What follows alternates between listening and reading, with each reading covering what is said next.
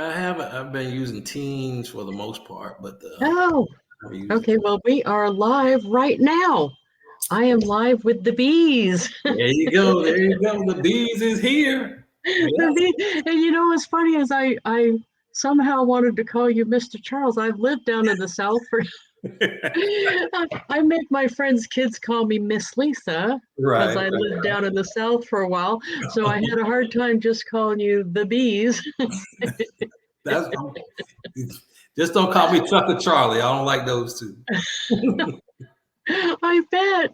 I'm so glad that you came on. And for everybody listening, this is a recommendation from our own Timothy Brown, who is a big giant star in the core company where I do business. So I was so happy he showed me your podcast. It's awesome. But Awesome. I like one of your mottos, everyone has a story to tell. So Mhm. we want to hear your story. Okay. Well, I can tell you a little bit about it, but I've been in the car business since 1995, right? And I've just started a podcast recently. But like I say, everybody has a story to tell. And I didn't graduate from college, which most people think that I did. But I was like 13 hours away. And then I started working and start doing some things. And then you get caught up in life. But I had to make some changes in my life because as I started graduating from school, or didn't graduate, and I started working, I was making X amount of dollars. And I was making more than a lot of people that were graduating, but then they started to zoom past me, right? They got their degrees and now they're traveling all over the place. And I'm working in a rent-own company and struggling and, having to borrow money from my sister and all this kind of stuff. And she's younger than I am. And I just recognize that this is not getting me to where I think I deserve. I am the bees. I'm the greatest thing since sliced bread, right? Struggling. So I found it to the car business and something simple. I recognized that people were doing better than they were doing better than I was. But when I went to go talk to some people, I was like, man, this dude right here is selling cars and he's making money. I think I can do this. And I found my vehicle to get me on a different path. And I've been in it for 25 plus years. And now I run 2 stores. And it's been a great journey. So from where I was then to where I am now, and what I had to learn and transpire through has helped me become a better person to be able to accomplish certain objectives that I had for myself. So you found your niche in the car business. What made you even look there? That's Well, a that's a good question because what I tell everybody is that nobody ever in the history of the world, unless they had somebody that was in the family in the business, nobody ever says, you know what, I want to be a car salesman. you never heard anybody say that, have you? Right? You know what I want to do in life? I want to go be a car salesman. Well, that doesn't happen. Right?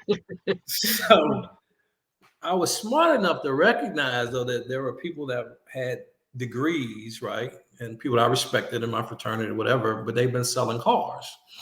And I was like, well, they seem to be living well. I mean, they got a nice home and they look good. They well adjusted. And one of my fraternity brothers had 2 college degrees, but he was selling cars.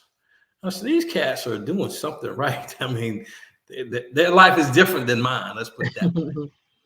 I also didn't have my degree. So now, you feel a little slighted, so to speak. You don't feel as confident. And I knew that you didn't have to have a degree selling cars. So, and really, most people think I'm very, very outgoing, which I can be, but that's not naturally what I am per se. But I recognize, okay, cool. This guy's making money. He's making more money than me. He's doing a good job. I'll figure it out. So then I got into business and then I started to become a student of the business and learn a whole lot about techniques and those things. And then it just helped me go from here to here in my chosen field. So I just kind of stumbled into it, to be honest with you. Now, your business actually is a lot like any business on commission. It's a Right. relationship business, right? Mhm. Do you know what did I was looking up some of the statistics? Isn't having a relationship with one person and they buy more than one vehicle from you is Well, one of the things you shoot for, right? exactly, because I mean, I've done I've been in ILM before, right? And I heard some of the conversation you had about that business versus some other things. It's all relative, right? So Oh, if you you can, mean MLM, yeah, multi-level marketing? right, Yes, yeah. Yep. right. So with that being said, it is about your product, how you present it, and then if you can get people to kind of to repurchase from you. So you want to have where your efforts are high to begin something, but over the course of time, your efforts should go down, but you should grow exponentially if you do it right, right? So whether you're in multi-level marketing, whether you're in owning your own business, or whether you're working for somebody else, the ultimate goal is to learn that craft and learn it really, really well, so that people convey trust to you, and then they keep coming back to you. And that's what you want. I want to be the person that they can look to give them the correct information, and that's really the key. I'm a pretty simple guy. Sometimes I think when we think about selling and you got to be this, you got to do that, I kind of boil it down to something simple. I got to know my product. I got to be able to stand by what I'm talking about. I got to have energy and enthusiasm, because nobody follows a dull person, right? Right. You know what I mean? So you gotta have something about you that makes somebody like, man, what's that guy or that lady got going on? It's surprising. That is something I see all the time in direct sales too, is people don't realize the effect of their attitude on the sale or the customer. They think they can go around complaining about their own company or Right. or their own products, and who's buying that? Who's gonna follow that, right? Right. Even if they like the product, they're not going to want to buy it because Right. Well, see what I teach, because I consider myself to be a very good listener, a very good teacher, right? But I listen extremely well, and I observe, right? So, but I'm smart enough to know to recognize that I want you to follow me. I got to be worth following, right?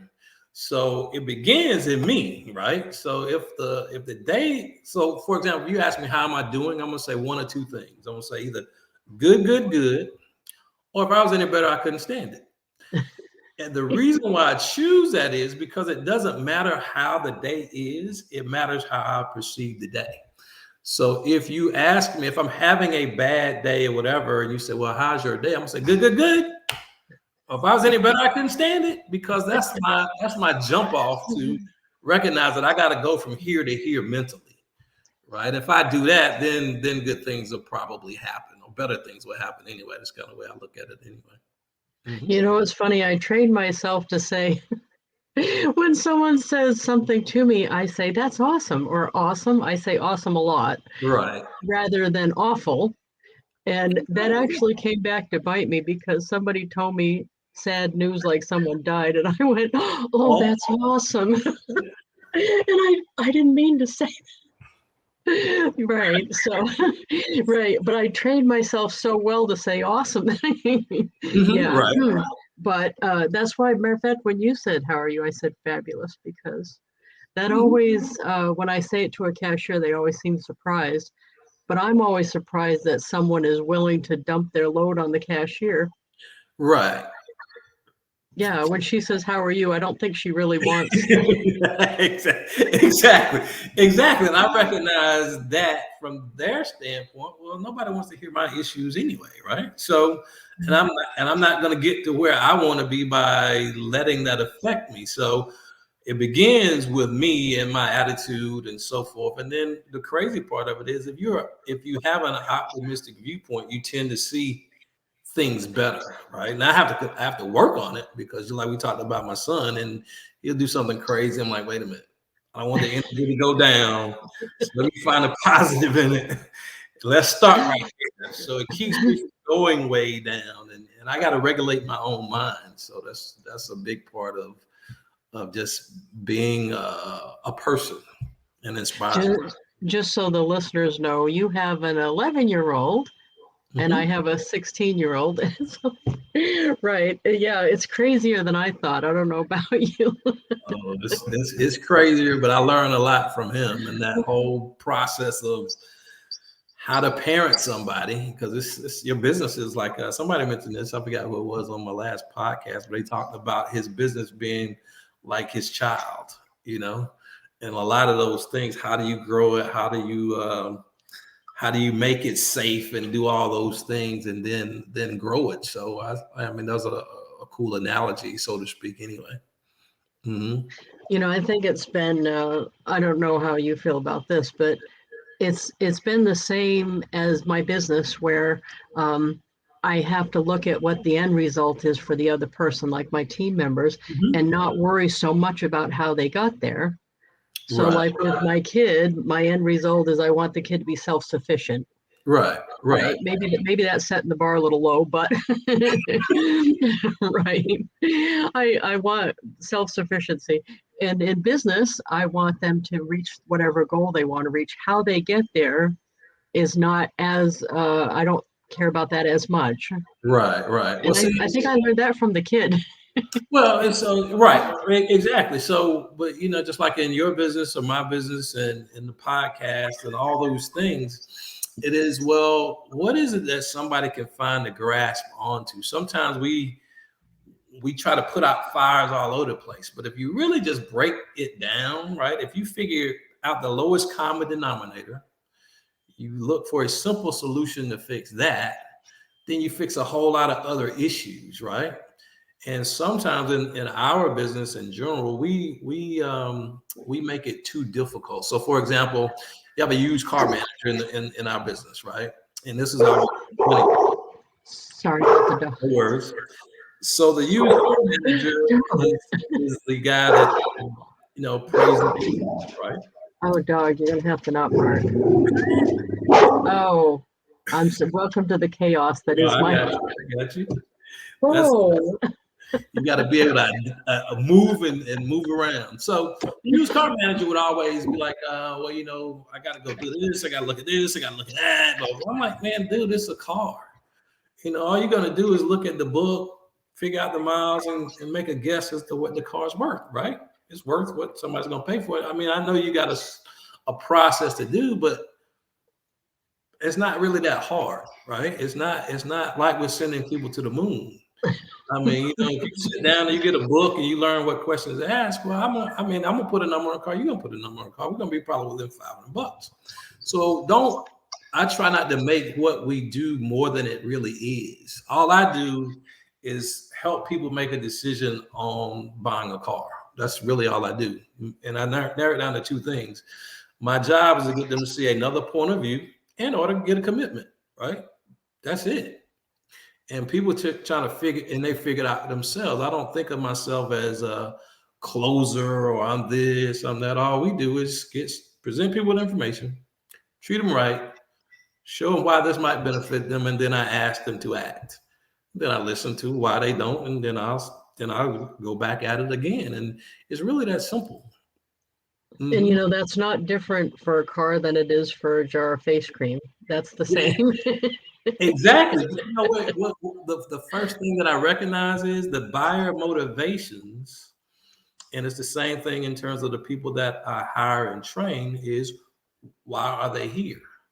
Why would this work for them? What goals are you hoping to accomplish? And then what do I have that will help you satisfy your goals? But the first thing that I've got to do is ask you about what your journey is or what you want. Then I can figure out how to present it to you, right? And if I don't ask those questions in the first place and know from your perspective, I like to say the picture's in your head. What do you see when you want to buy a car? What do you see when you listen to my podcast? Or what are you looking to get from it? Or what are you looking to get from the jar of face cream, right? So when you're first talking to a person that's looking, I don't want to say a prospect because that's, but you're first talking to someone, so you're more asking them questions about themselves than you are presenting your. Exactly. So I think I'm a little different, and what we teach is a little bit different. I have a three-pronged approach. The first question that we're going to ask is about them and what they want, right? You come to a car dealership, we don't sell pizza, right? So you don't come to a car dealership, I'm going to watch a movie. We know that you being there, that you have a want or need or desire or some interest in a car. Doesn't mean you're going to buy one. So I get that. But if I start asking you a lot of ancillary questions, does it have anything to do with what you want or what you need? Then I can't be focused on you. I'm focused on me, right? But again, what are you looking for? Why do you want a car? I mean, what kind of car do you want? So the first things are about what they want. Interior color, what brought them to this stage. The second thing is to ask them about them and what they have. So what kind of car do you have now? What do you like about that? What don't you like about that? Because that's their comfort zone, right? They know about what they like. So once I transition to that, then I just kind of marry them up. This is what they want. This is what they have. They don't really like it or why. And then I just say, okay, well, you told me that your knees hit the thing. Well, this car right here, sit in it. You got a lot of room, right? Okay. And then I don't try to make it about me. Some people, all they want to know in the car is that they look good in it, right? Some people want to know how it works. Is that men? Is that men? Well, they just want to look good. The crazy part of it is the thing I tell myself and the thing I tell my sales team is be smart enough to know that you don't know. Yeah. I don't know what the man may want. He may just be that. We assume that the man wants to know how everything works, but every man don't want to know that. We assume that every woman, or some people assume that every woman, they want to know this, but some of, again, I can't fix a car. I don't know nothing about fixing a car.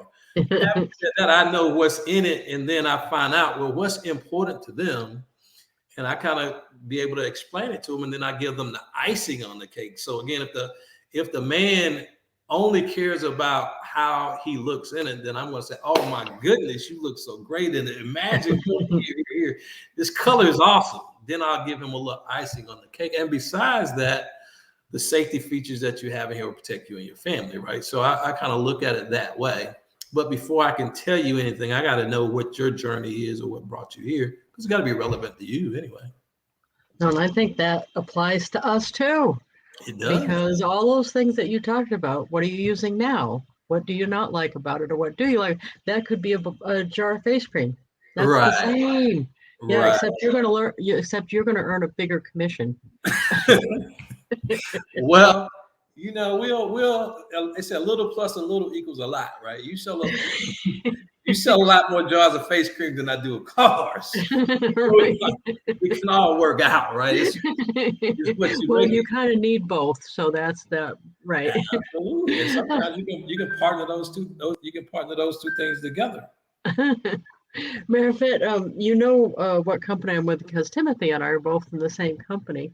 Do you want to take a guess at which product that I've sold the most of in my 40 years? I was obviously a wee child when I signed up. In my 40 years, which product I've sold the most of? It's not face cream. I don't know. Roll-on deodorant. Oh, okay. Roll-on deodorant. So now, the reason I did that is because I knew in a recession, I don't know about you personally, but I'd have to be pretty poor before I'm not using roll-on deodorant. Again, so you thought about your product. So what can you sell, right? What is available to most people that you can at least start with, right? Right.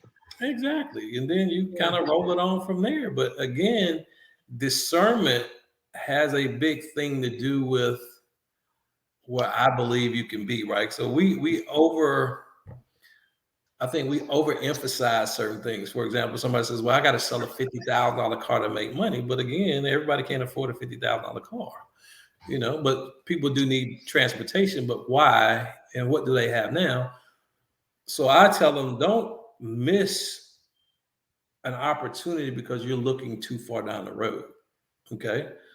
Then if you got something that works for your customer, then you owe it to them to at least give them every opportunity to own it. I said, if you believe, because I work with Gerald Jones Subaru and Gerald Jones Volvo, right? But if I believe that the Subaru is the car that's the best thing on the road today, then I owe it to you to share it with you and share the passion and tell you why. And I'm not going to leave without at least asking you to take ownership of it, right? You tell me, no, I get it. It ain't going to be it's not my fault that we didn't at least extend that opportunity to you. And then if you tell me no, then I just say, well, what is it that I'm missing? Because I don't blame the customer. I just figure I didn't do enough to sell them the benefits. And then we go back and we we replay that again and recognize, did I smile when I shouldn't have? Did I say the wrong thing? Did I ask the right question? And that's how you get better and grow and develop. So at the dealership, how do they, I'm assuming you ask for referrals. oh, How yes. do they ask for referrals regularly? Well, the first thing that we do is make sure that we give them the level of service that we can require, that we can ask, right? So the first thing I say is, don't worry about that yet. Let's sell the car. Now, if you've done this and you've done this, you've done this, in some cases people ask. But again, I would say, Lisa, you enjoyed your experience. Is everything fine? Yes. Okay, great. I met all your expectations. You feel good about it, because if you don't feel good about it, I want you to take ownership of it. Let me ask you this. If you knew somebody that would be interested in at least getting some information, not that they want to buy anything, then if you were to know somebody, who would you guess that might be, right?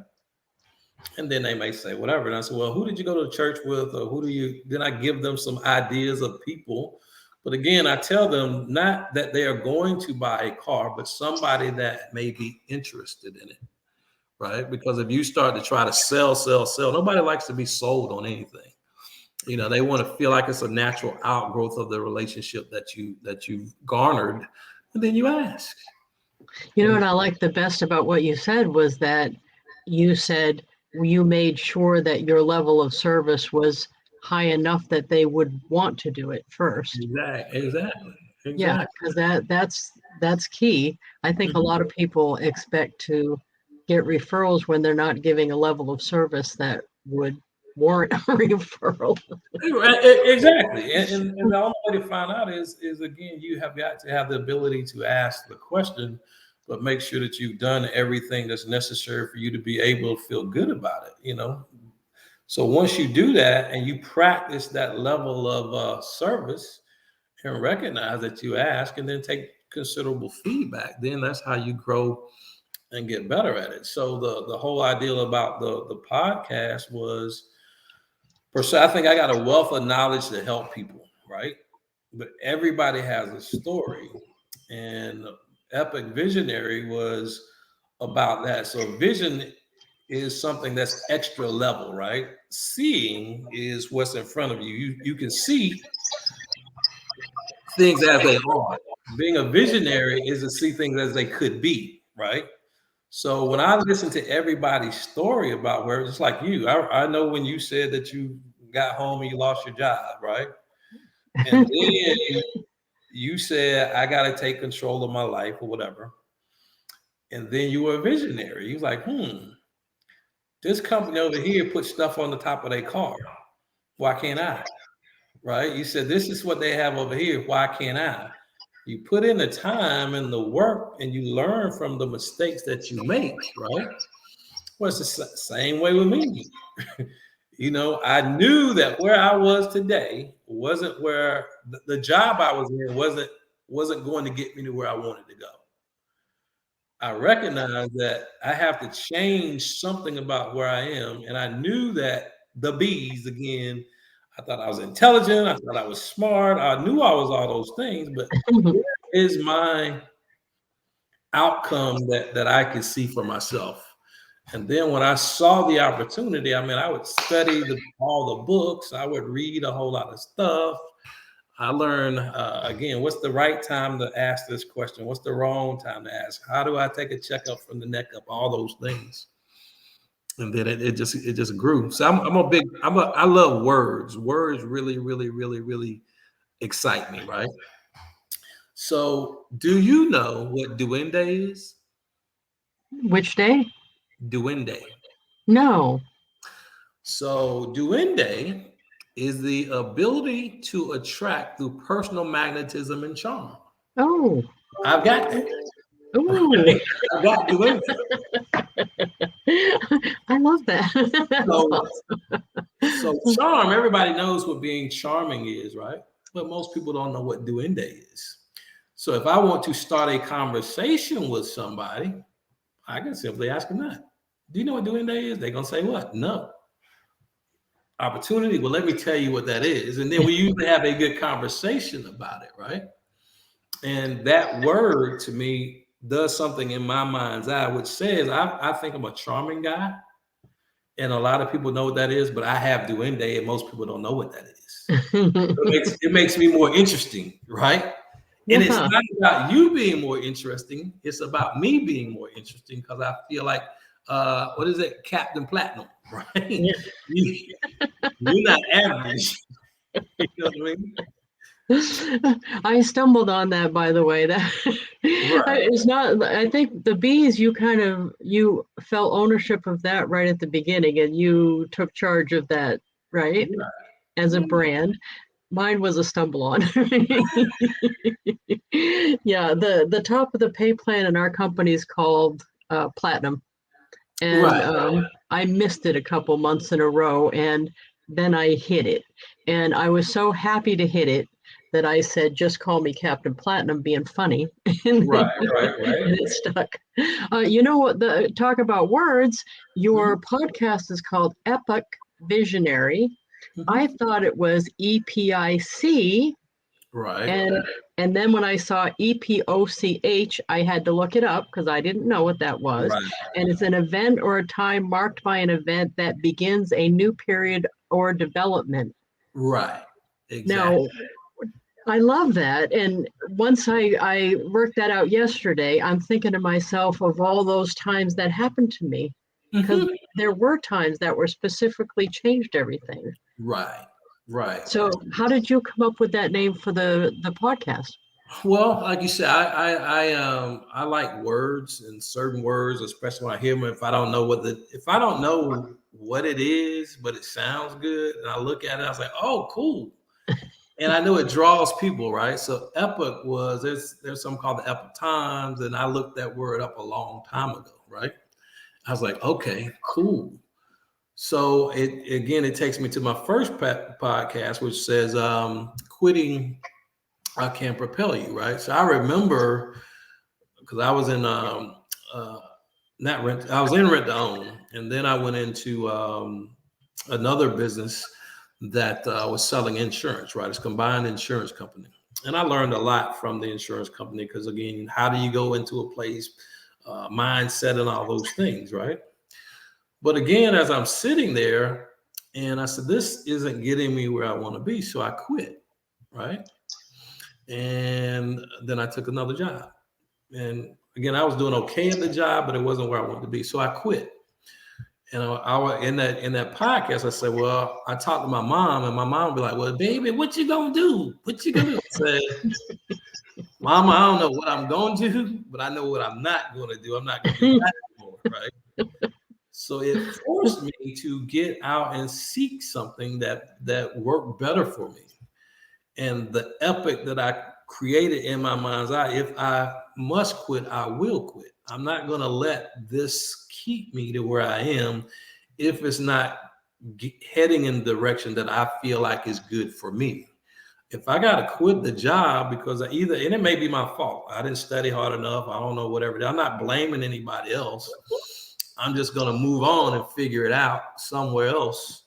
And that was an epic. So that was what it was. There's a So you're change. choosing your epic. You're making it yourself rather than what I was thinking last night was the times that something else happened that Mhm. changed everything. But you're saying Mhm. you decide that. Oh, I love Exactly. that. Exactly. Yeah, That's because awesome. it could be whatever. But again, most cases, like you talk about, it is about in your mind first, right? So I can't tell this guy that's wanting to sell a car that he's got to make six figures or he's a failure, or 50 grand or he's a failure, or whatever. That is something that I got to get in their head. What are your goals? If 50 grand is what you want and you can take care of your bills and everything's happy, good. If 30 grand is. Now there's a minimum standard that I have that we've got to produce. But I also tell myself and my sales managers that it's not on them, it's on us to make sure that one, we feel like they got the raw materials to do it. And if they do, then if it doesn't work out, it's not their issue, it's our issue. We either didn't ask the right questions or we didn't find out how to motivate them or whatever. So hiring in the first place is a big part of the right person. but then we got to give them their all to do that, right? And I recognize that when I got in the car business, they just sent me to the wolves, right? I had struggled enough, so I figured it out. But there's a better way that it could have been done, right? So again, let me change the way that we train and teach in the car business. So again, it's I want it to be different than that. So let me go out and be special and figure out how to change that. No, I love that. I think in direct sales, what's hard is because, like, for example, right now our company has free sign-up. So you end up getting people who aren't committed. They didn't even have to spend as much as a coffee. Right. Yeah. So there's going to be a lot. So Mhm. to take responsibility for everybody not working out would be tough. Right. Well, but you make a point because again, and this is a concept that I was just kind of listening to it talking about, but it's like somebody wanting to lose weight, right? So they want to lose weight. So what do we tend to do? Well, we want to go and get a membership, right? We're gonna go get a membership. We go spend money on equipment, a bike, or whatever the case may be, and we tend to add stuff. But if you're not subtracting anything, you aren't going to have time to add all that stuff.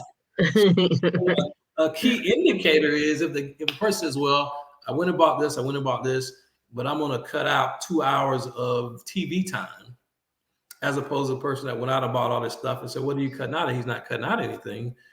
The other person that's making a sacrifice is probably going to turn out better than the other person who's not. So you can't chase it by adding. You got to decide, what's important to you. What am I willing to sacrifice to get better at whatever it is? And then you'll probably do that. But if they ain't got to pay nothing to get in, you can get a lot of people get in. I agree with you. Well, it's funny. The ones that have ended up working out over my long career. I was obviously a child when I signed up. Did I mention that? But anyway, those ones that worked out, almost they worked out despite what I did. I mean, I certainly did try to give my best level of service to serve them, like recognition and motivation and information.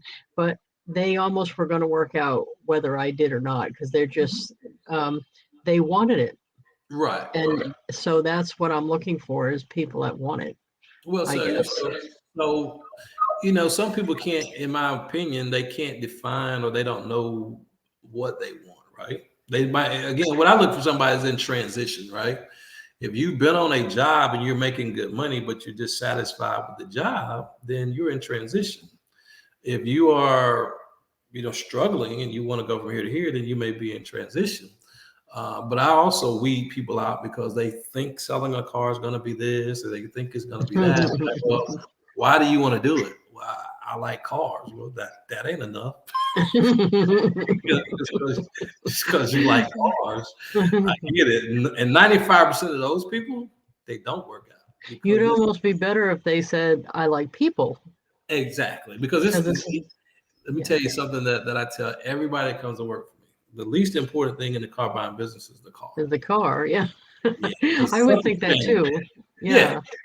They want this car, but they can't afford this car. Or they want this car, but they really like this and they're willing to pay up for it, right? So people always think logically, but our life, in my opinion, is about emotions, right? The decision to be logical is emotional. You cannot make a logical decision without emotion. If something happens to the emotional side of your brain, then you can't be logical, right? So it is about people and what inspires them, or what do they like, or what do they want, or what goals are they trying to accomplish. And all I do then is kind of feed into that and make them feel good. My thing is not about the whole deal. It's about how they feel about whatever they're going through.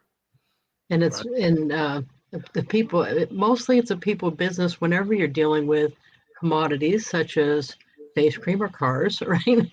So it's because they could buy it other places. So you want to have them feel comfortable with you. Right. Exactly. Right. Yeah. And how you make them. And what I try to teach is, again, exactly how do you do that? So In our business, we usually say, or the level of training that we get is go say this, go tell them this. Okay, that's cool. And it works to a certain degree, but you had another guest on there talk about personality types, right? And everybody's different, right? And how you respond to those people matter.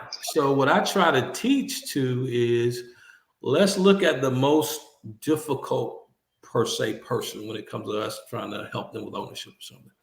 And what I learned from was the disc profile, which is a very dominant person, right? They don't want this, they want what they want, you ask where they from, they don't want to talk about all that, right? So I trained to this level. So again, to handle that guy or that woman or person, then I have to use what I call the tsunami effect, right? So when I come at them, I got to be like, "Hey, how you doing? Welcome. Are you good today? Right? Okay, super. I just don't want to know the price of that car." He said, "Okay, no problem. Price is the last thing that we're going to talk about. Yeah, before we get ahead of ourselves, let me make sure that I give you the pricing that you want on a car that meets your needs. Because if I give you the price on a car that you don't have a need or want to desire for, then I'm not doing my job. Wouldn't you agree with that?" And they'll say yes. And all I want to do is slow them down, but it's not because of me. It's because of you. If I gave you the price on a car that's got cloth interior, but you want one with leather and you want one with the V8, and I'm pricing you on a 4-cylinder with cloth, I'm doing you and me a disservice. Right. Right? So I got to slow it down enough to get you to understand why I'm doing what it is that I'm doing for your benefit, not for mine. And then I usually use the power of no to kind of, well, if it doesn't work out for you, you don't have to buy it today, do you? And they're like, no, I said, okay, great. I'm just here to present you with information to help you make a decision. And I put them at ease. And once we put them at ease, then we find out, then they start to ask me questions. And now we've kind of got that connection. But the coolest thing is it works whether we're selling, whether I'm talking to my son, whether I'm trying to get somebody to join join my organization, whether I'm trying to teach somebody how to go from here to here. So the motivation and how we do that really is the same. How do you make people feel about it? And the tsunami effect is when I'm running into a difficult situation or maybe a difficult person or something that I don't necessarily even want to do per se, I don't think it's going to work out, then I go obnoxiously optimistic, right? I go from like, yo, what's up? How you doing? You good? Obnoxiously optimistic. I love, Obnoxiously optimistic intentionally, right? I love that. That's what I liked about talking to Tim, right? He's Mr. Oh, he Positivity. is. Yeah, he's obnoxiously optimistic. Exactly. And that's the fuel. Then you can decide, again, to listen a little bit more and then tone it down. But I just say just get your energy together and then let that translate to them. But you got to really listen. And then listening is another skill that we miss sometimes. With him, what's funny is he made me realize what I thought I was being so innovative, of course, when someone ordered for me and I said, "Did you want one of those or two?" And I was thinking, "Yay, I'm doubling." He never says that. He says, "Do you want 3 of those or 4?" Right. I was way underdoing it. So what I talk about and I learn from other people, and I always listen, try to learn with a discerning ear because I can always pick up something usually, or I may decide that's crazy, I'm not doing that. Again, I can think about it and recognize whether I think this lines up with my personality or whatever the case may be. But I'm smart enough to know that I don't know. If I were to join an organization and somebody's doing well, then I'm gonna probably jump in their back pocket and figure it out. But I also recognize that if my habits are consistent, right, then I reduce the wobble, right? And what I mean by that is if I am energetic, I am enthusiastic, I'm never going to close 100% of the people or that I deal with. I don't really care about that. What I care about is, am I doing the right things right over and over enough times with the right attitude, and I might not be at let's say we use a 25% closing ratio. If I close at 35% and I see enough people and I tell enough people about who I am and I'm doing the right things right, and I'm going to get the results that I want. So I just duplicate it. I'm able to do that over and over and over again with the right attitude. So the things that help me keep the right attitude is, what do I say to myself? I'm a big guy that talk about sales. Saying. So culture at my store and culture around me is, we are dragon slayers, not sword makers, right? So God, I'm writing that down. Okay. Go ahead, sorry. I said we are dragon slayers, not sword makers, right? And what I say to my team is, because we slay dragons every day, because everybody that comes in the store is different, right? If I want to make a sword, you tell me what the material is, I heat it up to a certain temperature, I guess, put it in the mold and do it this way, well, I'm going to get a sword. But if you do this and I sell you a car, help you with ownership of a car, and I do the same exact thing to the next person, I might end up way off base. So you got to be able to listen and pivot and move around and be like, oh, okay, I zig when I should have zagged. Well, let me ask the right question. Let me get my energy up. Let me take it back down. Let me slow down with this person, because I can overwhelm this person with being bombastic. So I got to slow it down a little bit. Let me make sure that but the key is I still got to ask the right questions to get what I want. So we talk about culture. We are dragon slayers, not sword makers. We're not regular people. We don't do that. We get more from less. We treat people right. Why do we treat them right? Because we believe we have a responsibility. When things get tough for me and we're running into some adversity, or I may have a bad day or something goes wrong. I'll give you this example. We talked about my 11-year-old, right? So he goes in the room and he's on his computer. He cuts the water on in the bathtub. He's spending time in there, so the water runs over. When we moved into the house in February, it's like a pool of water. It rolls out of the bathroom, over the woods, into his room and another room. It's crazy. Oh no. We go out, we go do this, and I got a vacuum trying to get it out. It took, a week for it to dry out. Fortunately, still cost me a whole lot of money. But what I said to myself to keep me from really, really wigging out is, I don't ask for God to lighten my burden. I just ask for a stronger back, right? So when things get really, really intense for me, and I really, really, really, really have to control my anger or whatever that is, then I'll say that. I don't ask for God to lighten my burden. I ask for a stronger back, because He would put nothing on me that I can't handle. And it helps me just take another step, which again is related to the podcast, right? Again, you can hear from another story. You can hear from several successful people. And we've all had that epic that we had to come about to make a decision to do better. Mm-hmm. Yeah, I've got a feeling I'm going to be tested here pretty soon, because we're taking driving lessons and right. I actually saved my old car, so I've got a 10-year-old car for the kid. Right, because he's not driving mine, right? Right. So I saved the 10-year-old car, and that's what we've been practicing on. But okay. I can imagine this is, I mean, if going by what I did when I learned how to drive is any clue, it's not going to be a fun ride. Right? Well, you already know that, right? Oh, I messed up my mother's car like the month I started driving. I wrecked her car, so it's like, oh. You know what to expect, so you gotta go. Say, get your mind right. Get your mind right. Mm-hmm. Right. So yeah, that's going to be coming your way pretty soon too. Don't get too happy. I know. Oh. Challenge, so we'll figure it out. Yeah, we got behind a little bit because we signed up for driving lessons and the company went out, and then everybody got backed up because of the whole, shutdown thing. So we're later than we should be. But I have minimum. I wonder if you do this too. I have minimum requirements to, I don't know, graduate from my house. Uh-huh. I don't know. So, high school diploma is the minimum. You had to learn how to swim. You have to learn how to drive. You have to have a bank account. I mean, that minimum. Do you do that too? Absolutely.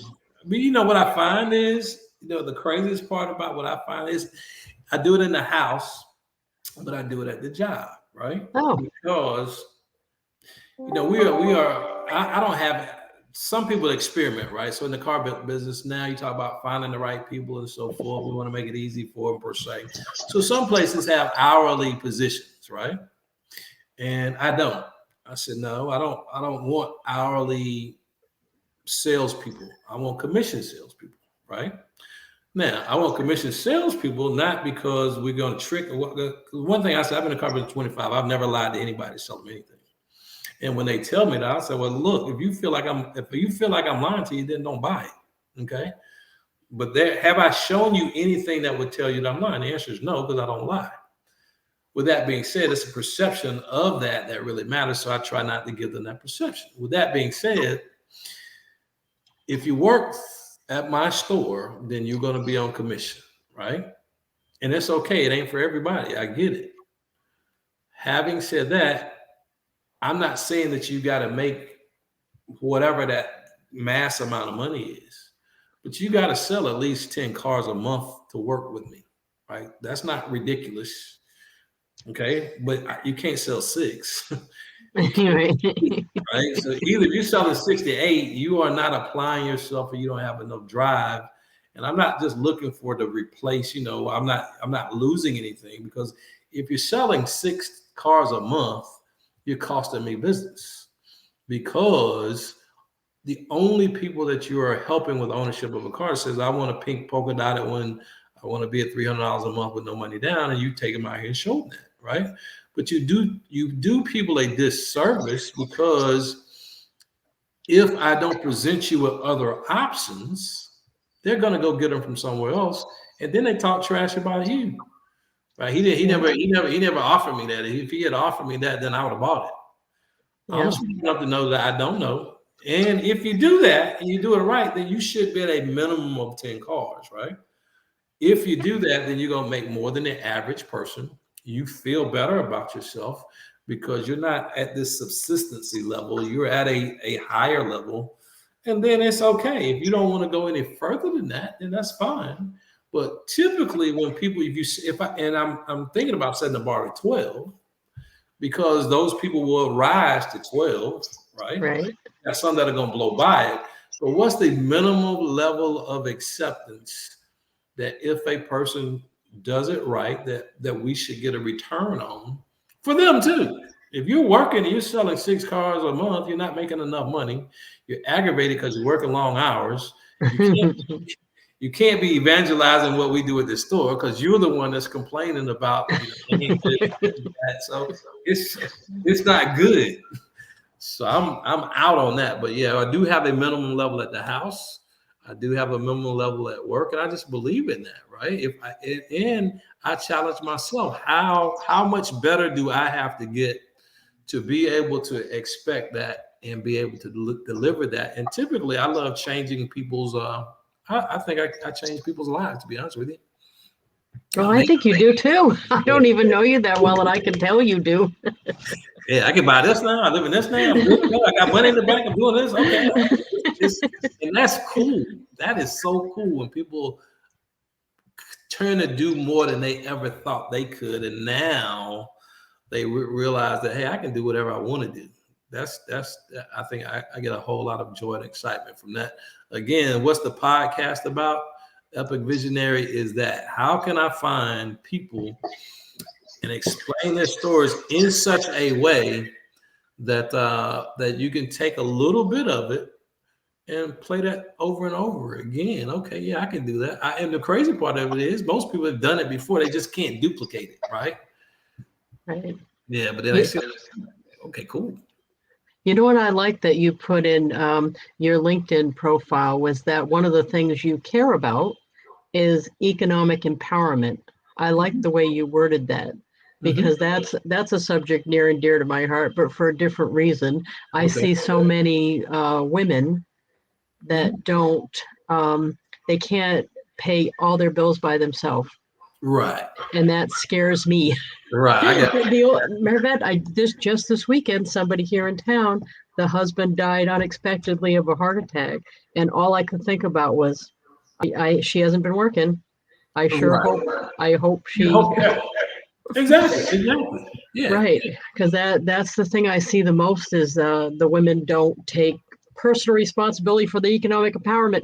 Right. I'm going to use those words from now on. There's a young lady that works. that. There's a young lady that works for me, right? So she moved down here. She was in transition, right? She moved from another place. She moved here. So she's working 3 jobs. And I could tell something about her spirit or whatever the case may be. She was very personable. She had the raw materials about what I thought makes a person good at the job. So I made a mistake, though. I showed her we used to have a pay plan where you could do hourly or you could do commission. I messed up and I meant to do away with the pay plan of the other one, but I showed her both. And then I was like, oh my gosh, I didn't mean to do that. And so she asked me 15 million questions about hourly and so forth and so on. I said, well, look, you can do what you want to do, but let me share something with you. You working 3 jobs right now. So you're working here, you're working here, you're working here. I've got salespeople that make a lot more money than that working on 1 job. Now, I'm not telling you have to be them. But what you're really going to do is decide whether you're going to bet on yourself or not. I believe in you, right? I believe, based on my experience and your attitude and your conversation, that you have what's in you to get there. I believe in you more than you believe in you. So I'm not going to, you pick whatever you want because I want you to be here, but you will be the last person if you do hourly that I will. I made a mistake.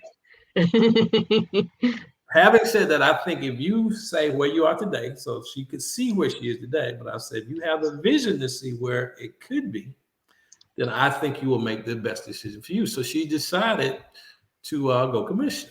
Now she works 1 job.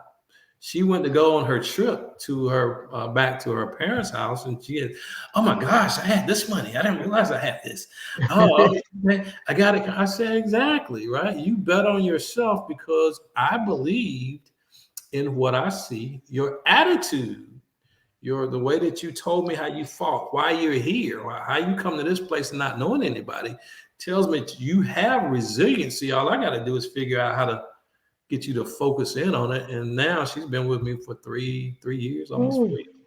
And she has an ability to advance in my store because I tell them we're growing the store. I'm going to need somebody to do this role at some particular point in time. And I hire from within, and it's growing. So, and the guy that I work with, or the owner that I work with, he's phenomenal. So our philosophy is the same. You know, it's funny. There was a time that I would not work for commission because I didn't realize that it meant unlimited money. Right. Right. I like the way you put it, though, about I was betting on myself. I didn't think of that at the time. When I realized it was unlimited money, because as a secretary, believe me, I didn't make that much. Exactly. But you think about it. You go and you work your butt off. You do this, and at the end of the week, you're going to get whatever that is, end of the month. I say this. I developed my skill set, and I said, well, this is the minimum amount of money that I need to make to be self-sufficient, right? And be happy, right? I can be happy if I make this. And then I set out to do that. So if this was my line, I might come and touch that line, but I would go up, and but I never went below that. And then after my skill set got better, guess what happened? That line went up. Exactly. And then I never went below that, right? Like, wow, I can go out. Let me go get it. You know what I mean? This month right here, I'm ready to go on a trip. I need some extra cash. So let me go make this happen. Now, as I transition from the salesperson, then I try to inspire that in those other folks. And the best way to do it is for them to do it. I can tell them about my stories, but I give them little hinges, little hinges swing big doors, right? So I give them the little things. Oh, God. Thank you for dropping all this great stuff, but go ahead. Little hinges swing big doors, right? You don't have to take over the world, But we just got to know if we do the right things right enough over and over and over again, then you will get there. And once they see those results, then it's easier for me to get them to duplicate it, right? So I don't get them like, you can make 100 grand or you can make 150 grand. You can just make 10 grand more than you making right now. How does that make you feel? They're like, cool. Or you make, okay, now it's like, oh, I made 10 grand. Oh, let me do this. So then they kind of, it feeds on itself, right? And the other thing that I want to make sure that I do is recognize that everybody's view may not be mine. I can be wrong. I'm resilient enough to accept feedback because I want to make a safe environment for the people that I lead, right? And I want them to know that, hey, they can knock on the door and come in and say, I think you're wrong. I said, why? And I might look at them like, you know what? I could have done it differently. I apologize, right? Just because I'm the leader don't mean I'm always right. And I've become flexible, a lot more flexible in that than I used to be. But I'm also big enough to be like, well, it is whatever it is. I'm gonna have to be wrong. Let me try to convince you why. But it don't always work out. But I'm okay because I'm pretty comfortable with self, and I try to do the right things, not based on me, but based on them as well. I'm always surprised how many people just can't say, I'm sorry, I made a mistake. They just can't say it, even with a customer. Right. I say it effortlessly because chances are it was my mistake. Oh, you know what? And even if it's not, I'm willing to take responsibility. I'll say, look, hey, I get it. And one of my favorite things to say is, I can't defend the point of weakness, so I won't try. Right? If they got bad service, we didn't call them back. Whatever. I don't. Sir, you're correct. Or ma'am, you're correct. I can't defend a point of weakness. And usually, when there's an issue, there's something else. But they pick that one thing that we didn't do, which could be calling back. And I said, well, you're right. We should have called you back, and I'm going to address it. That's how you make somebody feel. If you give them and you show them the if you put in the effort, you can sell the work, then they'll give you a pass. If you're running around, you're doing this, you're calling them, and your shipment don't come in at the right time, they'll give you a pass. But if you don't earn that respect by working, invest in that work, then they're gonna weigh you out. So it's about how they feel about what you're doing for them, not about what you're doing for you. It's always through the glasses of the other person. It's what I found to be more beneficial for me and my group. Mm-hmm. Yeah. Have you read the book, The Go-Giver? I haven't. No. Oh, you need that one, Bob Berg. It's like a movement thing, and it is about shifting the focus to them. Okay. And how he words stuff. And I think you'd really like it. It's The Go-Giver, Bob Berg. I interviewed him. He's a friend of mine too. And I think you'd be fascinated with that. Matter of fact, your sales team probably would like it too. No worries. I like The Go-Giver. I'll go figure it out. As a matter of fact, you know what? I'll send you a copy. Perfect. I'll send you a copy because I really think that you'd like that. Yeah, that title sounds like something I really like. So good. Yeah, he's awesome. I wanted to tell you, the last vehicle that I bought, you know what made me buy it from that guy? No. He didn't ask me if my husband needed to approve the sale. Right. Believe it or not, everyone before that, they would say stuff like, does someone else need to be in on this decision? What do you mean by someone else? I got so sick of that whole tap dance where they're trying to figure out whether I have a husband he needs to approve. Right. This guy did not do that. So what's crazy is, right, you're smart enough to know the verbiage that people use, right? That to trick you into saying whatever. So being genuine about it, that's the reason why the first thing I ask is about what is it that you want? What are you looking for? What are you looking for? And then later we might get into just some conversation about whatever, but you can ask the qualifying questions, quote unquote, first, but you narrow down the amount of people that you can kind of attract. You don't want to do that. Yeah. It's horrible. I felt bad for the last guy that did that to me. You let him know quickly. It was like, bye-bye.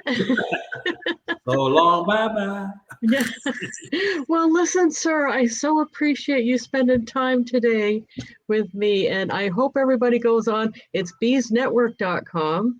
I Yeah. have got to listen to more of the podcast. I listened to the one with your son, and I was massively impressed. He is awesome, and you are awesome. Thank you. I Thank you. thank you so much. Now the wrap-up question. Here's the wrap-up question. Is it going to be brownies, sea salt caramels, or cookies for you today? Brownie, sea salt, caramel, or what else? Cookies. Cookies. Let's try the sea salt. Oh, that's my favorite. I think you'll like them. See how we vibe, right? We vibe and we got that feeling. That's the birds and the bees. That's me.